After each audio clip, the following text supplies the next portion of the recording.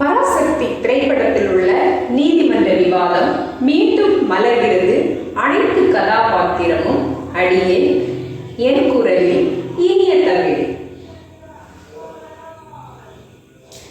நீதிமன்ற விசித்திரம் நிறைந்த பல வழக்குகளை சந்தித்திருக்கிறது. புதுமையான மனிதர்களை கண்டிருக்கிறது.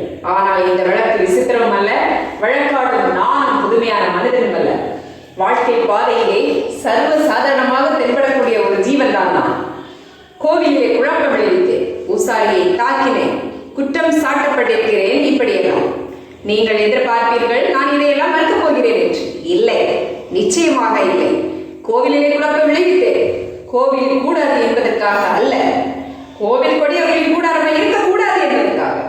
பூசாரியை தாக்கினேன், அவன் பக்தன் என்பதற்காக அல்ல, பக்தி பரவேசமாகிவிட்டதை கண்டிப்பதற்காக. உனக்கே இவ்வளவு அக்கறை, உலகத்தில் யாருக்கும் இல்லாத அக்கறை என்று கேட்பீர்கள். நானே பாதிக்கப்பட்டேன், நேரடியாக பாதிக்கப்பட்டேன். சுயநலம் என்பீர்கள், என் சுயநலத்திலே பொதுநலம் கலந்திருக்கிறது.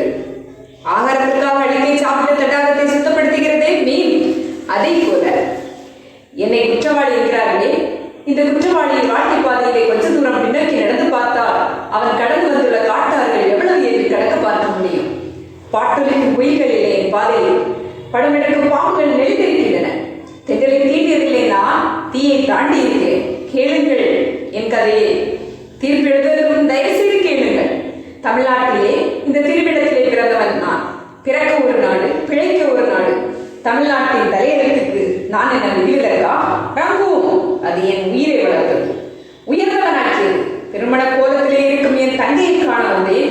மோசடி வழக்கிலே ஈடுபட்டு குற்றவாளி கூண்டிலே உங்கள் நான் இருக்கிறாள். இதோ இந்த ஜாலத்தாரி ஜாலி. இவள் வழியில் எழுந்தவர்களை நான் ஒருவன். பணப்பெட்டியை பறிகொடுத்தேன், பசியால் திரிந்தேன், மெலிந்தேன், கடைசியில் பைத்தியமாக மாறினேன். காண வந்த தங்கையை கண்டேன், கண்ணற்ற ஓவியமாக, ஆம் கைப்பெண்ணாக. தங்கையின் பெயரோ கல்யாணி, மங்களகரமான பெயர். ஆனால் கழுத்திலோ மாங்கல்யம் இல்லை.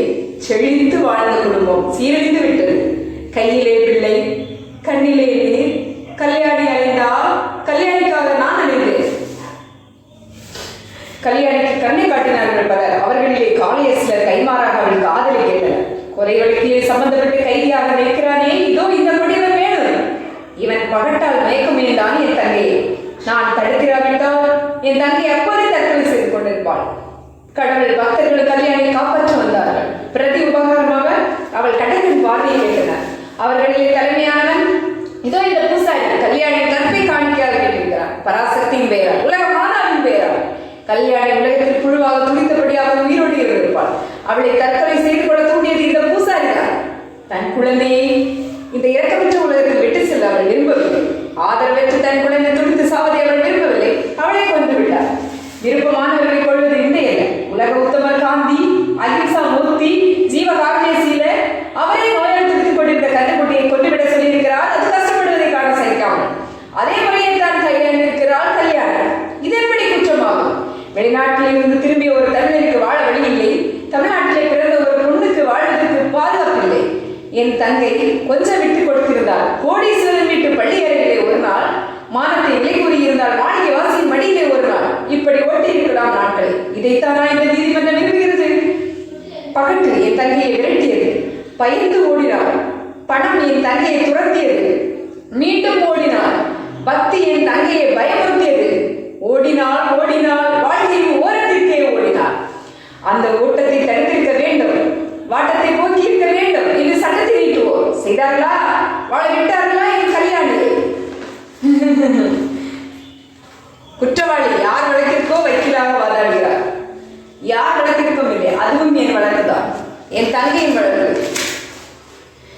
தங்கையின் மானத்தை அழிக்க எண்ணிய மாபாவிக்கு புத்தி பெற்ற அண்ணன் ஓடுவதில் என்ன தவறு? கல்யாணி தற்கொலை செய்து கொள்ள வேண்டியது ஒரு குற்றம், குழந்தை கொண்டது ஒரு குற்றம், நான் பூசாரியை தாக்கியது ஒரு குற்றம். இத்தனை குற்றங்களுக்கு காரணம் யார்? யார் யார் காரணம்? வழி கல்யாணி கட்சிக்கு வழி இல்லாமல் வெளியேறது யார் குற்றம்? விதியின் குற்றமா அல்லது விதியை பேரை சொல்லி வளர்க்கும் பயிர் வளர்க்கும் மீனவர்களின் குற்றமா? பணம் பறிக்கும் கொள்ளை குற்றத்தை வளர்ப்பது யார் குற்றம்? பஞ்சத்தின் குற்றமா அல்லது பஞ்சத்தை பஞ்சத்திற்கு வரவழைக்க வந்தவர்களின் குற்றமா? கடவுளின் பெயரால் காமனியில் நடந்து போய் பூசாரிகள் நாட்டிலே நடமாட விட்டது யார் குற்றம்?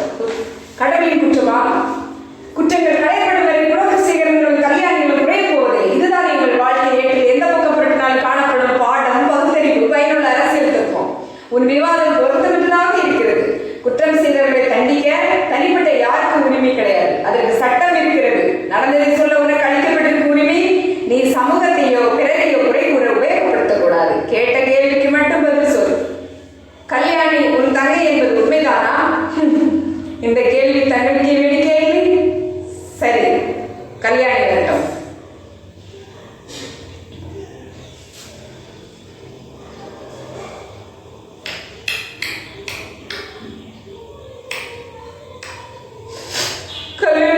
கல்யாணி, இது உன் அண்ணனா? இல்லை, கிறுக்கண்ணா என்று கூப்பிடுவேன். சொந்த அண்ணன் இல்லை. கல்யாணி, உன் சொந்த அண்ணன் தான். நான் தான் குலசேகரன். என்னம்மா, அவருக்கு கொஞ்சம் பைத்தியம். ஆமாம், பைத்தியமாக நடித்தேன். என் தங்கையை வேதனையை அதிகப்படுத்தக் கூடாது என்பதற்காக. ஐயா நீதிபதி அவர்களே, நம்ப வேண்டாம். எனக்கு எப்படி வேண்டுமானாலும் தீர்ப்பு எழுதுங்கள். அதற்குள் ஒரு வேண்டுகோள், என் தங்கை கல்யாணியை மன்னித்து விடுங்கள். அதை பற்றி நீ பேசக்கூடாது. அது குழந்தையை கொலை செய்த குற்றம். இல்லை இல்லை இல்லை, கல்யாணி குற்றம் செய்யவில்லை. குழந்தை கொலை செய்யப்படவில்லை. இதோ கல்யாணி குழந்தை. இவளா? குணா?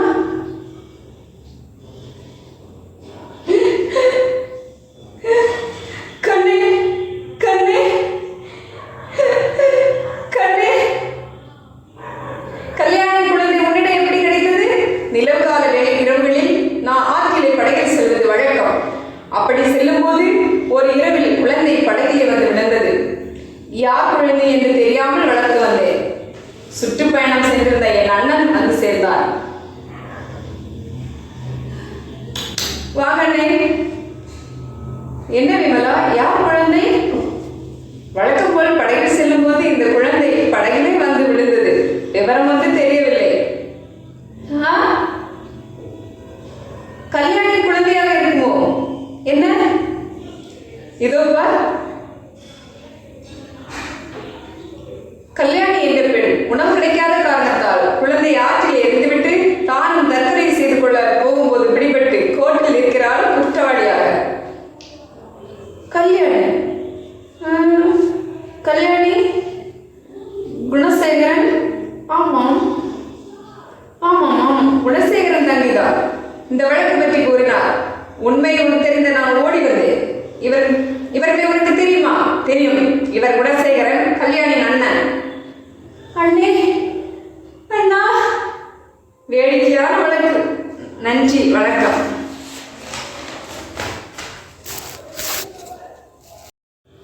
பராசக்தி திரைப்படத்தில் உள்ள நீதிமன்ற விவாதம் மீண்டும் மலர்கிறது. அனைத்து கதாபாத்திரமும் அடியே என் குரலில் இனிய தமிழ். நீதிமன்ற விசித்திரம் நிறைந்த பல வழக்குகளை சந்தித்திருக்கிறது. புதுமையான மனிதர்களை